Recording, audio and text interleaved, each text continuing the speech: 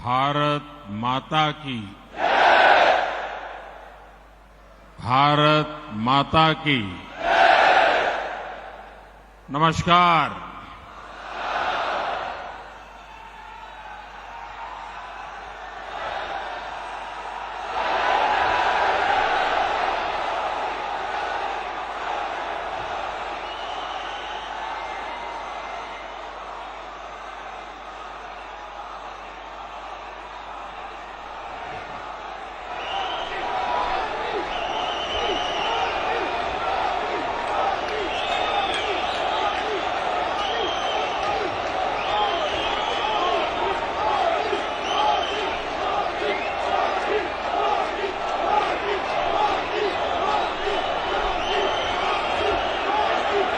भारत माता की। मध्य प्रदेश की धरती भाजपा को दुनिया का सबसे बड़ा राजनीतिक दल बनाने में इस धरती की बहुत बड़ी भूमिका है।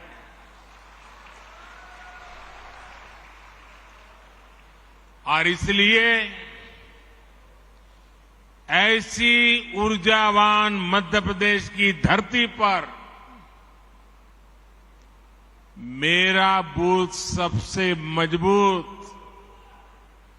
इस कार्यक्रम का हिस्सा बनते हुए मुझे हृदय से आनंद आ रहा है, अच्छा लग रहा है, गौरव हो रहा है।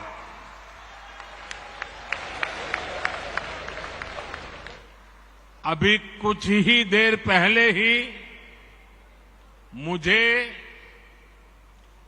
देश के 6 राज्यों को जोड़ने वाली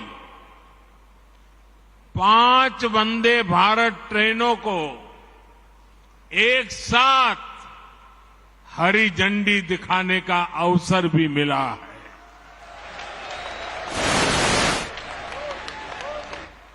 मैं मध्य प्रदेश, झारखंड, बिहार, कर्नाटका, गोवा और महाराष्ट्र की जनता को इस आधुनिक वंदे भारत ट्रेन की कनेक्टिविटी के लिए बहुत बहुत बधाई देता हूं।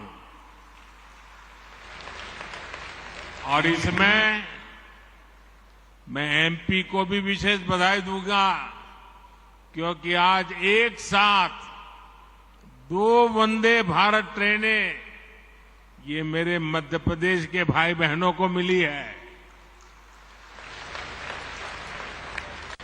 अभी तक यात्री भोपाल से दिल्ली के बीच वंदे भारत एक्सप्रेस के सफर का आनंद ले रहे थे। अब भोपाल से इंदौर और भोपाल से जबलपुर का सफर तेज भी होगा, आधुनिक भी होगा और सुविधा से संपन्न भी होगा। साथियों, मैं जानता हूं कि आप सभी अपने अपने बूथ में वर्ष भर बहुत व्यस्त रहते हैं। केंद्र सरकार के 9 वर्ष पूरे होने पर देश भर में जो कार्यक्रम हो रहे हैं और उसमें आप लोग जो मेहनत करते हैं, दिन रात जुटे रहते हैं, उसकी जानकारियां लगातार मुझ तक पहुंच रही है। मैं जब अमेरिका और मिस्र में था तब भी आपके प्रयासों के बारे में मुझे लगातार जानकारी मिलती रहती थी। इसलिए वहां से आने के बाद सबसे पहले आप सभी से मिलना ये मेरे लिए ज्यादा सुखद है, ज्यादा आनंददायक है। भारत माता की साथियों, भाजपा की सबसे बड़ी ताकत, भाजपा की सबसे बड़ी ताकत ये सबसे बड़ी ताकत आप सभी कार्यकर्ता है। मोदी मोदी मोदी।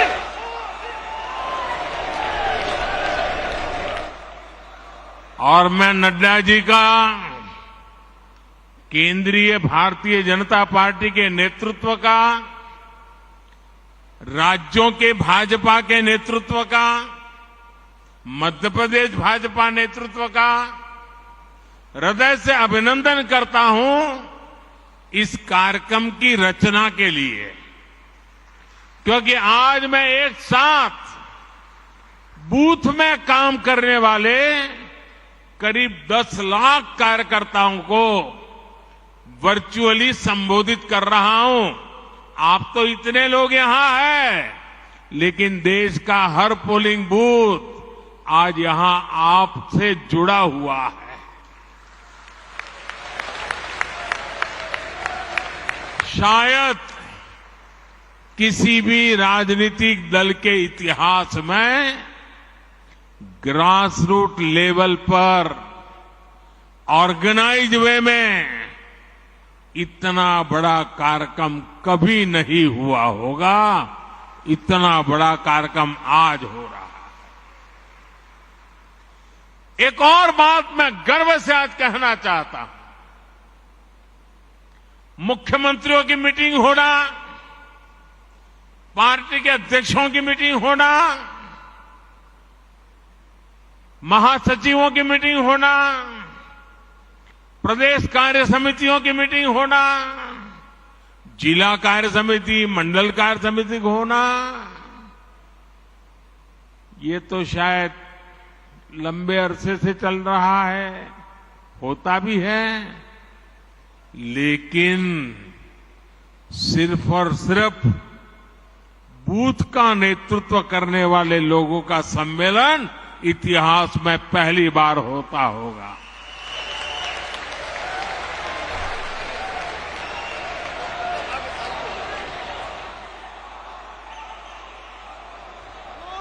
साथियों,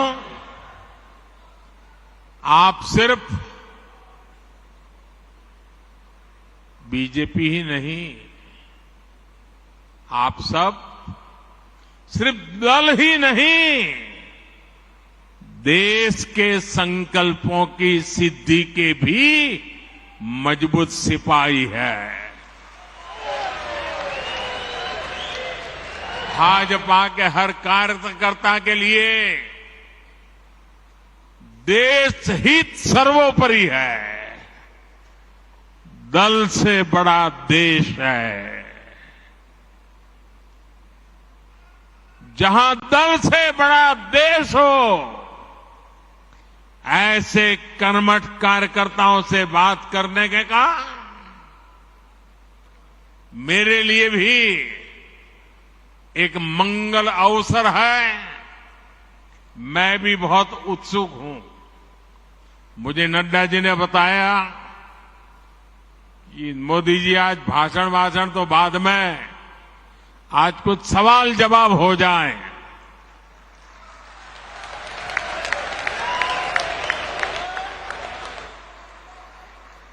मैंने भी बात को मान लिया। आइए बातचीत का सिलसिला शुरू करते हैं।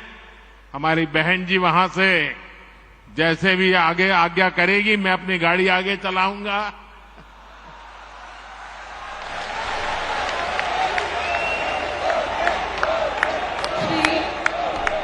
राम पटेल, दमोह, मध्य प्रदेश। श्री राम पटेल, दमोह, मध्य प्रदेश। किस तरफ है? आदरणीय, हाँ बताइए, बताइए। आदरणीय मोदी, देख रहा है, मैं स्क्रीन पे देख रहा हूं, आपको बताइए। आदरणीय मोदी जी प्रणाम।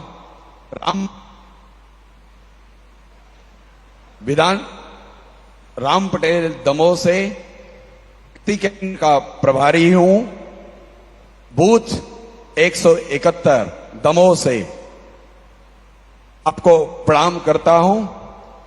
आपसे मैं प्रश्न करना चाहता हूं। आपने भी खुद मंडल स्तर पर तक कार्यकर्ता बन करके काम किया है।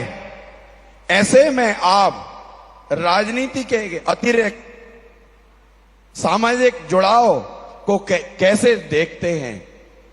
आपसे पूछना चाहता हूं आदरणीय प्रधानमंत्री जी। एक तो मुझे अच्छा लगा कि आप रोज की राजनीति की आपाधापी के बजाय किसी और दिशा में सवाल को लाए हैं। आप बैठिए, मेरा जवाब थोड़ा लंबा हो जाएगा। आप बैठिए आराम से।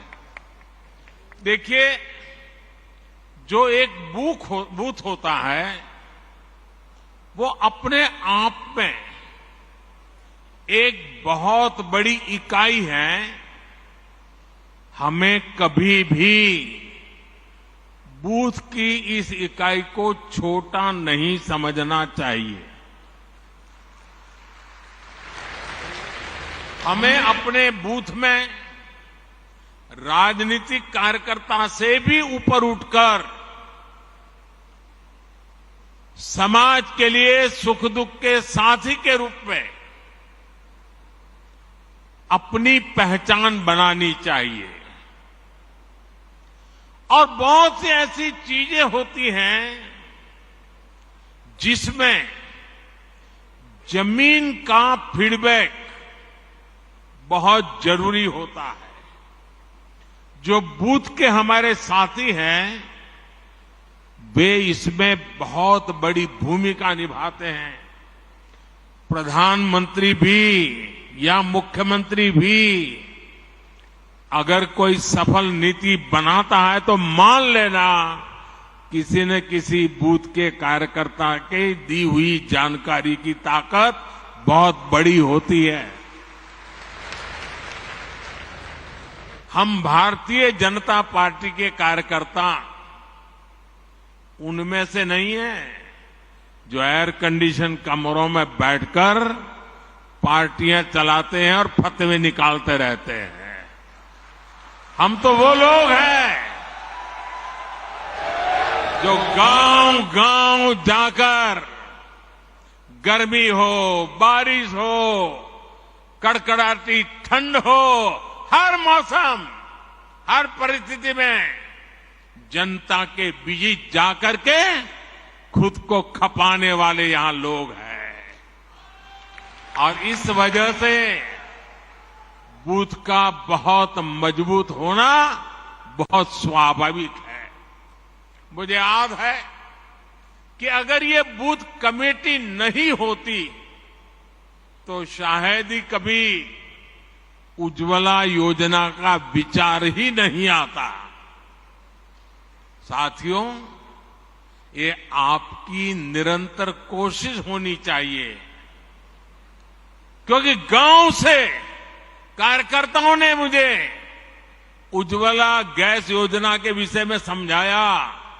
बाद में वो नीति बन गई और गरीब के घर तक गैस का चूल्हा पहुंच गया।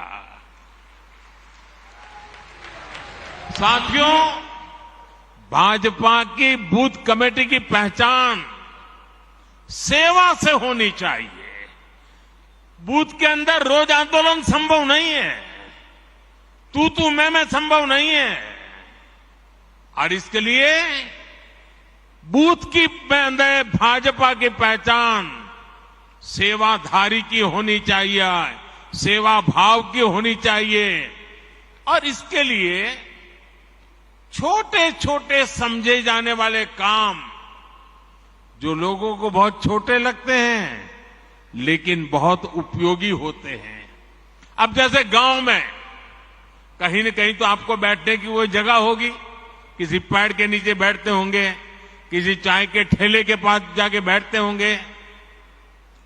क्या कभी आपने सोचा है कि सुबह अखबार पढ़ लिए, शाम को दोपहर के बाद वहां जाएंगे, एक खटिया में सारे अखबार लगा देंगे और गांव वालों जिसको भी अखबार पढ़ना होगा वहां आएगा, बैठेगा, अखबार पढ़ेगा, देश और दुनिया की बात करेगा।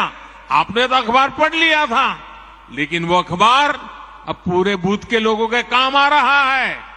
देखिए, कोई खर्चा नहीं, वो आपको आपका नेता मानने लग जाएगा कि नहीं मानने लग जाएगा। कभी कभी हम अखबार में एडवर्टाइजमेंट देखते हैं, भारत सरकार की एडवर्टाइजमेंट आती है, राज्य सरकार की एडवर्टाइजमेंट आती है, अपने पार्टी के नेताओं की तस्वीर उसमें होती है। क्या हम एक नियम बना सकते हैं कि अपने बूथ के अंदर एक जगह फिक्स करें और अखबार में जो एडवर्टाइजमेंट आई है उसको उस दिन काट करके उसको एक बड़ा बोर्ड बना करके वहां लटका दें। आपके बूथ के लोगों को पता चल जाएगा कि भाई आज की खबर कहां है, उस पेड़ के नीचे वो लटकता है ना, चलो वहां चले जाते हैं, देख लेते हैं। बहुत बड़ी ताकत बन जाती है।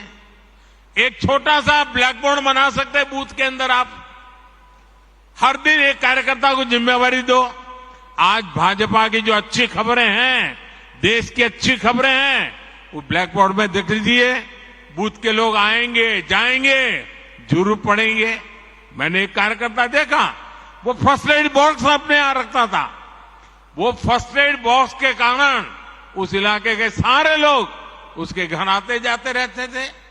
इससे गांव के लोगों में विश्वास बढ़ेगा कि अगर कोई समस्या हुई, कोई उपचार करवाना है, तो वो भाजपा के अपने भाई है ना, उसके घर में फर्स्ट एड बॉक्स है, चलो भाई पहुंच जाते हैं। घर में किसी की बीमारी है, थर्मोमीटर चाहिए, चलो उसके यहां से ले आते हैं।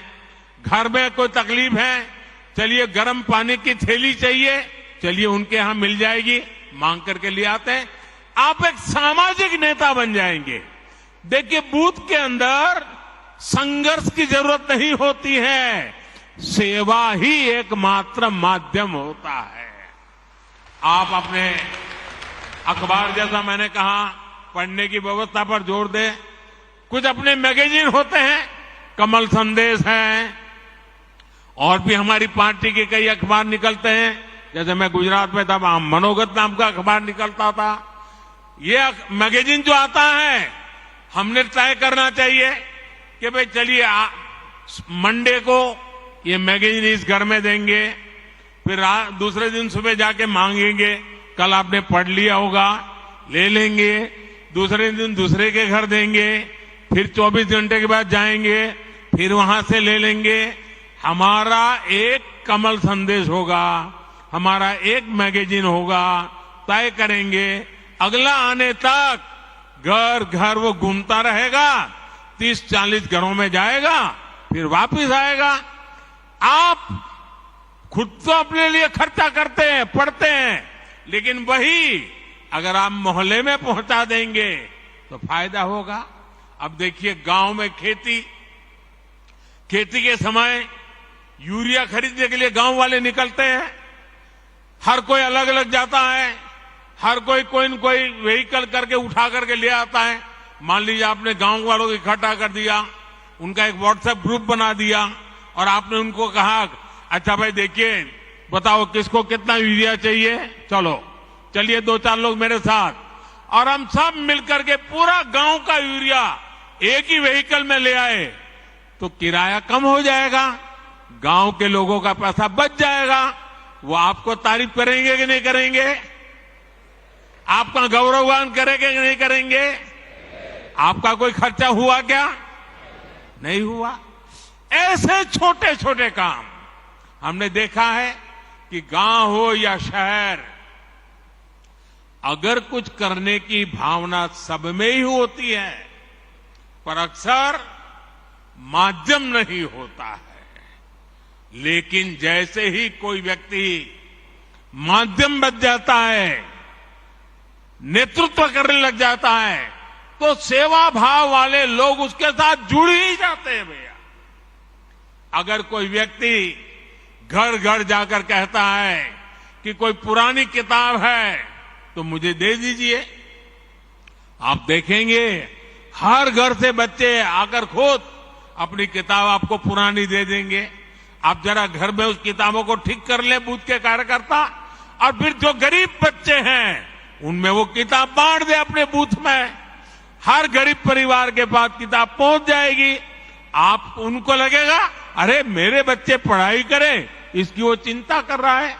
जब मैं गुजरात में मुख्यमंत्री था, मणिनगर मेरा विधानसभा क्षेत्र था, तो मैंने आंगनवाड़ी की चिंता करना काम अपने जिम्मे लिया। अपने कार्यकर्ताओं को तैयार किया, भाई आपको आंगनवाड़ी में चक्कर काटना है और क्या करना है, किसी न किसी नए साथी को ले जाओ। अगर खजूर की सीजन है, आंगनवाड़ी में जाकर हर एक बच्चे को 2-2 खजूर खिला दो। अगर बेर की सीजन है, आंगनवाड़ी के बच्चों को जाकर के 2-2 बेर खिला दो। अगर कोई अच्छी टॉफी आ गई है, 2-2 टॉफी जाके, न्यूट्रिशन का प्रॉब्लम भी सॉल्व होगा। उन गरीब परिवारों से भी दोस्ती बन जाएगी और इस इलाके में कोई जाने या न जाने आप निकलेंगे, हर बच्चा आपको जानता होगा। ये एक बहुत बड़ी ताकत बन जाती है साथियों। इस ताकत पर हमें जोर देना चाहिए और ये जितना करेंगे, हमें गांव-गांव में, शहर में, कस्बे में जाकर इस तरह से काम करते रहना चाहिए, तब जाकर के हमारे बूथ की ताकत बनती है। जब आप जनता से जुड़े ऐसे छोटे छोटे काम करोगे तो मुझे पक्का विश्वास है पूरे बूथ में कोई परिवार ऐसा नहीं होगा जो आपसे दूरी करेगा, वो आपसे नहीं जुड़ेगा।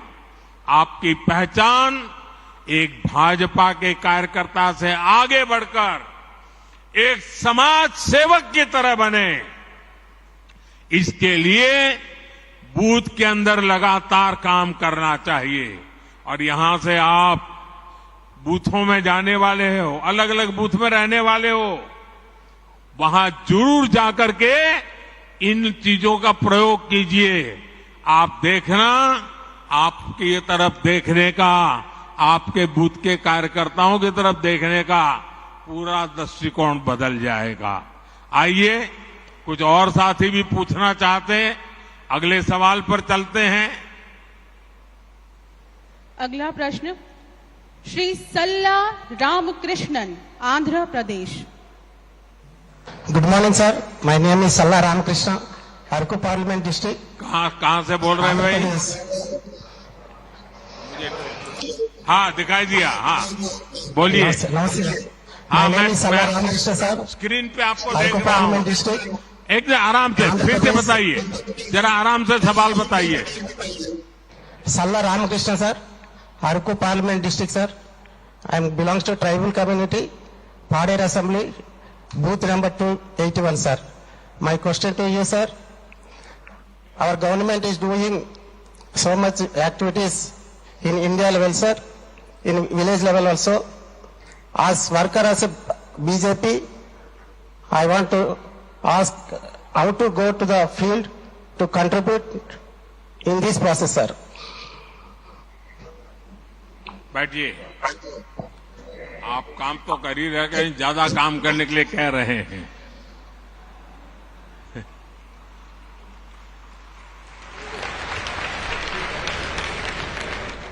देखिए, कार्यकर्ता के दिल में और ज्यादा काम करने की भूख होना, ये भी बहुत बड़ी ताकत है। आंध्र गारू को मेरा अभिनंदन।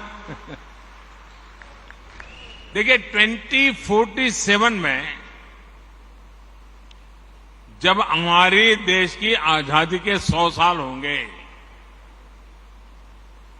और हम देश को विकसित भारत बनाना चाहते हैं, लेकिन भारत विकसित तभी होगा जब गांव विकसित होगा,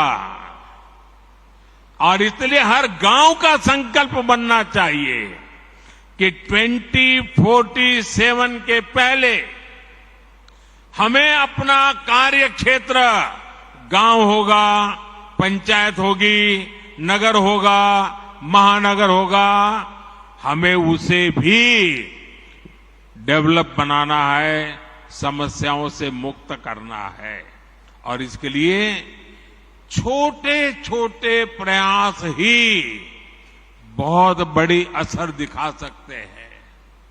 जैसे कि हमारा गांव कैसे हरा भरा हो, कैसे गांव में स्वच्छता को लेकर हम अलग अलग कार्यक्रम शुरू कर सकते हैं, हम गांव में सोलर को कैसे बढ़ाएं, सोलर एनर्जी की गांव में कैसे आदत डालें। आज भारत सरकार सोलर एनर्जी पर इतना जोर दे रही है, हमारे भाजपा बूथ कार्यकर्ता ये ठान ले कि अगर किसी गांव में 100 घर है तो अगले 2 साल में वहां सौर ऊर्जा का ज्यादा से ज्यादा उपयोग हो। हमारे किसान हो, उनको समझाएं, सोलार पंप का उपयोग करिए, आपका पैसा भी बच जाएगा। ज्यादा से ज्यादा लोग कैसे सोलार लगवाए, हम उनको प्रेरित करें। काम सरकार का नहीं है, जनता जनार्दन में ले जाने का एक सकारात्मक तरीका है। उसमें बैंकों से जो कैसे मदद मिलती है, उनको बैंकों से मदद कैसे दिलवाए, आर्थिक सहयोग बैंकों से मिलता है, उन तक कैसे पहुंचे, उनको इनकी जानकारियां हम कैसे दें। आप जानते हैं केंद्र सरकार के प्रयासों से स्कूलों में ड्रॉप आउट रेट बहुत तेजी से कम होता जा रहा है, लेकिन फिर भी भाजपा कार्यकर्ता ये सोचे कि मैं जिस बूथ में काम करता हूं वहां कोई ड्रॉप आउट नहीं होगा, बेटा हो या बेटी 100% पढ़ेंगे, इसके लिए मैं काम करूंगा। मुझे बताइए, भाजपा के कार्यकर्ताओं को ये काम करना चाहिए कि नहीं करना चाहिए? आपका बूथ मजबूत होगा कि नहीं होगा? आपके गांव में से अशिक्षा जाएगी कि नहीं जाएगी?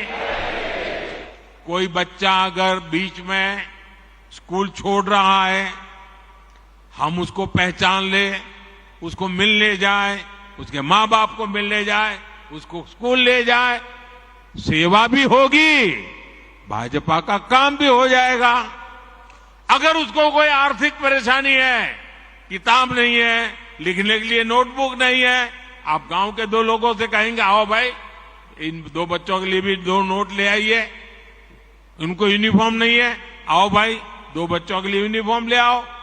आप देखिए धीरे धीरे आप परिवर्तन ले आएंगे।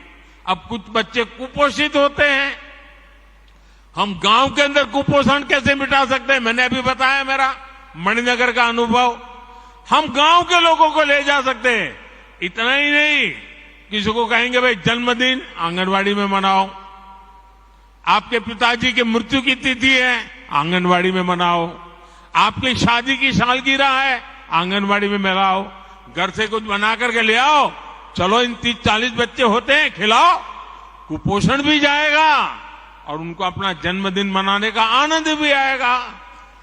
मैं मानता हूं कि हमने ऐसे तरीके ढूंढने चाहिए, और जितने जैसे जहां पर डेयरी का काम है वो दूध इकट्ठा कर करके पिला सकते हैं।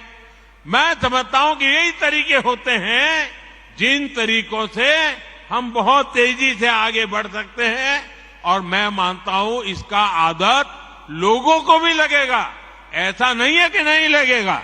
और इसलिए मेरा आग्रह है कि हम इन बातों को ज्यादा महत्व दें। अपने गांव के अंदर इसी प्रकार के काम को, अब जैसे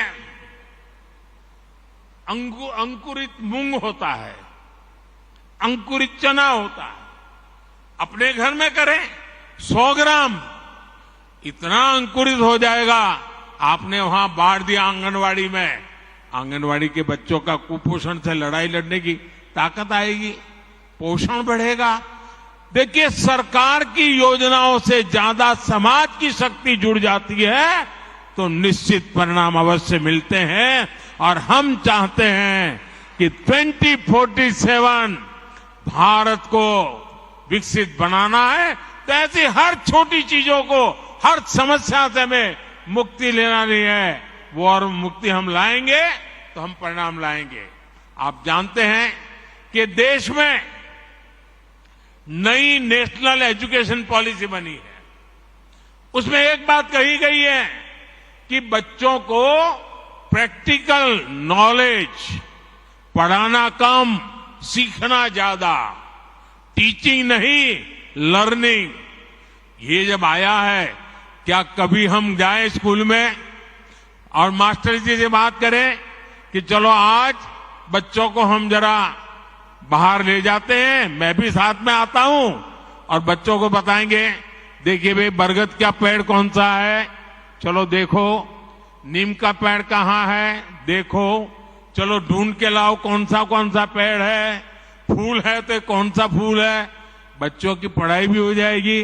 कभी कोई कुम्हार होगा गांव में, चलो भी आज कुम्हार के घर जाएंगे, वो मिट्टी को कैसे काम करता है, मिट्टी में से घड़ा कैसे बनाता है। यानी स्कूल तो जो करती होगी, लेकिन मेरा बूथ का कार्यकर्ता उसके साथ जुड़ जाता है तो उन बच्चों के जीवन में भी बदलाव आता है। और नई एजुकेशन पॉलिसी, हमारी नेशनल एजुकेशन पॉलिसी अपने आप लागू हो जाती है। कई ही हस्तशिल्पी होते हैं, चीजें कैसे बनाते हैं, बच्चे जब बारीक से देखते हैं कि सुई धागे से ऐसे ऐसे काम होता है, बच्चे का एक विश्वास बनता है, हम एक सामाजिक कार्यकर्ता बन जाते हैं।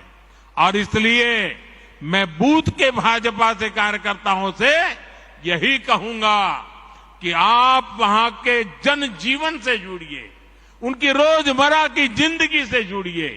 उनकी रोजमर्रा की जिंदगी में राजनीति नहीं होती है, उनकी रोजमर्रा की जिंदगी में आगे बढ़ने का इरादा होता है। उस आगे बढ़ने के इरादे को पहचानिए और अपने आप को उसके साथ जोड़िए, वो आपके साथ जुड़ जाएगा। आपका बूथ मजबूत बनने से कोई रोक नहीं सकता है और इसके लिए हमने आगे बढ़ना चाहिए। तुष्टीकरण का ये रास्ता कुछ दिनों तक तो फायदा दे सकता है, लेकिन ये देश के लिए महाविनाशक होता है। ये देश के विकास को रोक देता है, देश में तबाही लाता है, देश में भेदभाव पैदा करता है, समाज में दीवार खड़ी करता है। एक तरफ इस तरह के लोग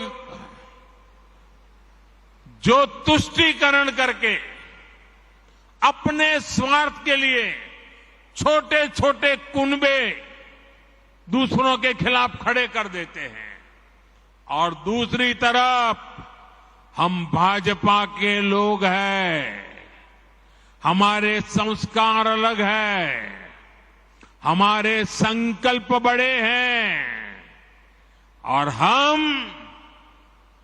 हमारी प्राथमिकता दल से पहले देश की है। और हम सब ये मानते हैं कि जब देश का भला होगा तो सबका भला होगा, जब सबका भला होगा तो देश आगे बढ़ेगा। और इसलिए भाजपा ने ये तय किया है कि हमें तुष्टीकरण के रास्ते पर नहीं चलना है, वोट बैंक के रास्ते पर नहीं चलना है। हमारा रास्ता कौन सा है? हम मानते हैं कि देश का भला करने का रास्ता तुष्टीकरण नहीं है, तुष्टीकरण नहीं है, तुष्टीकरण नहीं है। सच्चा रास्ता है संतुष्टीकरण, संतुष्टीकरण, संतुष्टीकरण। आज देश में जहां भी भाजपा सरकार है, वहां हम संतुष्टीकरण के अभियान में लगे हैं। संतुष्टीकरण का रास्ता मेहनत वाला रास्ता होता है, उसमें पसीना बहाना पड़ता है। अगर बिजली मिलेगी तो सबको मिलेगी, तब लोग संतुष्ट होंगे। अगर नल से जल का अभियान चलेगा तो हर घर तक चलेगा, हर एक को पहुंचाने का प्रयास होगा। इसमें किसी के साथ भेदभाव नहीं होगा, जाति नहीं, बिरादरी नहीं, काका भतीजा मामा कुछ नहीं। जब भेदभाव नहीं होगा तो समाज में संतुष्टि बढ़ेगी। इसलिए हम संतुष्टिकरण के रास्ते पर बढ़ रहे हैं।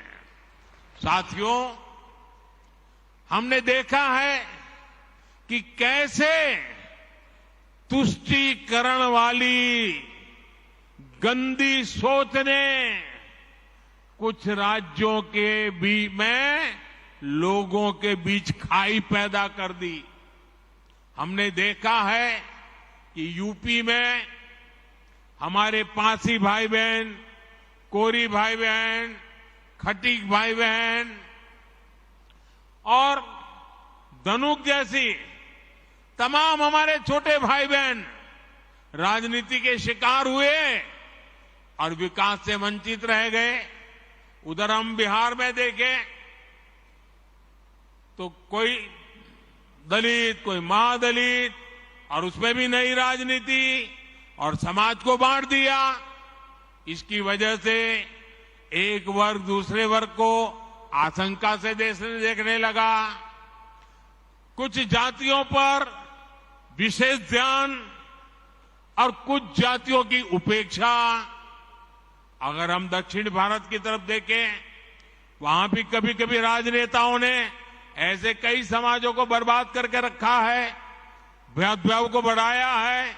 अब जैसे मैंने सुना है केरल में अड़ियन, काट्टू नायकन, कोचुवेलान, मालासार, तेन कुरुम्बन, जेनु कुरुम्बन, वेट्टा कुरुमन, मलय पंडारम, ये जातियों को विकास के रकम में पीछे छोड़ दिया गया।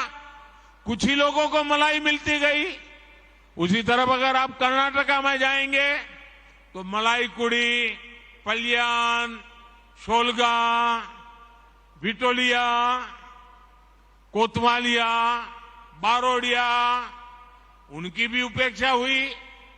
अगर हम तेलंगाना में जाएंगे, कुलिया, जातपू, चेंचू, मन्नादोरा, हमारे तमिलनाडु में एरवलन, काडर, कोंडा कपूस, मलयवेडन, पालयन, मुडुगर, इन सब को पीछे छोड़ दिया। कोई इनकी परवाह नहीं करता। अनुसूचित जाति की बात करें तो उनके साथ भी ऐसे ही किया गया। केरल में अयनवर, कुसा, वल्लुवन, नलकादाया, पनन, तमिलनाडु में बेरा, माविलन, नैदी, थोटी, वल्लोन, जग्गली, जम्बुवलू, ऐसे अनेक जातियां हैं। क्या हारा करके रखा है उनका?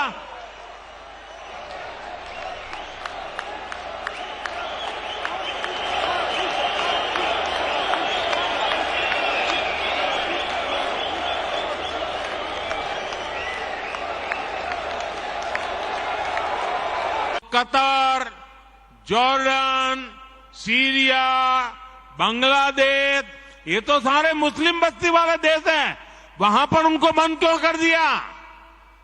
मैं समझता हूं कि मुसलमान बेटियों पर 3 तलाक का फंदा लटका कर कुछ लोग उन पर हमेशा अत्याचार करने की खुली छूट चाहते हैं। यही लोग 3 तलाक का समर्थन भी करते हैं और मैं जानता हूं कि इसलिए ही मेरी मुस्लिम बहनें, बेटियां, मैं जब भी जहां जाता हूं वो भाजपा के साथ खड़ी रहती है, मोदी के साथ खड़ी रहती है। साथियों, भारत के मुसलमान भाई बहनों को भी ये समझना होगा कि कौन से राजनीतिक दल उन्हें भड़का करके उनका फायदा लेने के लिए उनको बर्बाद कर रहे हैं। आजकल हम देख रहे हैं कि यूनिफॉर्म सिविल कोड के नाम पर ऐसे लोगों को भड़काने का काम हो रहा है। आप मुझे बताइए, एक घर में परिवार के एक सदस्य के लिए एक कानून हो, परिवार के दूसरे सदस्य के लिए दूसरा कानून हो, तो क्या वो घर चल पाएगा क्या? कभी भी चल पाएगा क्या? फिर ऐसी दोहरी व्यवस्था से देश कैसे चल पाएगा? हमें याद रखना है कि भारत के संविधान में भी नागरिकों के समान अधिकार की बात कही गई है। साथियों, ये लोग हम पर आरोप लगाते हैं, लेकिन सच ये है कि यही लोग मुसलमान करते हैं। अगर ये मुसलमानों के सही मायने में हितैषी होते तो अधिकांश परिवार, मेरे मुस्लिम भाई बहन, शिक्षा में पीछे न रहते, रोजगार में पीछे न रहते, मुसीबत की जिंदगी जीने के लिए मजबूत नहीं रहते। और सुप्रीम कोर्ट ने बार बार कहा है, सुप्रीम कोर्ट डंडा मारती है, कह रही है कॉमन सिविल कोड लाओ, लेकिन ये वोट बैंक के भूखे लोग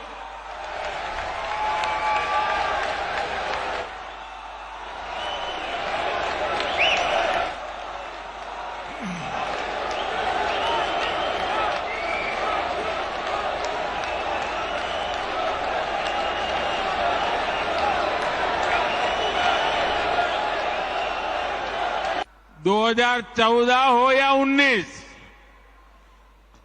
वो कितने ही घोर विरोधी थे, लेकिन उन दोनों चुनावों में हमने देखा कि इतनी छटपटाहट नहीं दिखी जितनी आज दिख रही है।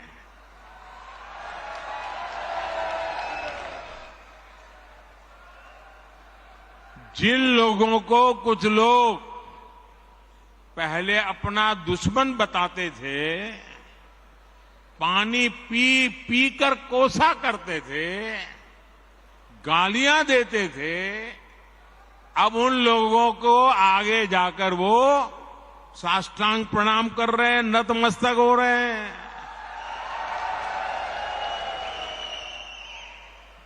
ये उनकी मजबूरी है। ये विपक्षी दलों की हरकतों से, उनकी घबराहट से साफ है कि देश की जनता ने 2024 के चुनाव में भाजपा को वापस लाने का मन बना लिया है।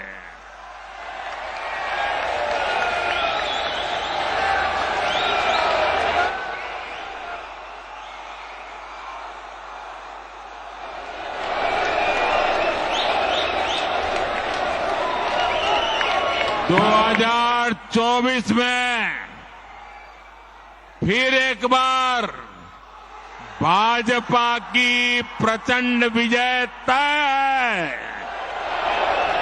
इसी वजह से ये सारे विपक्षी दल बौखलाए हुए हैं। इसलिए इन्होंने तय किया है कुछ किसी भी तरीके से जनता को गुमराह करके कुछ लोगों को बरगलाकर झूठे आरोप लगाकर सत्ता हासिल की जाए। तो प्रधानमंत्री मोदी मध्य प्रदेश में हैं, जहां वो अपने बूथ के कार्यकर्ताओं से बात करके उन्हें जीत का मंत्र देते नजर आए।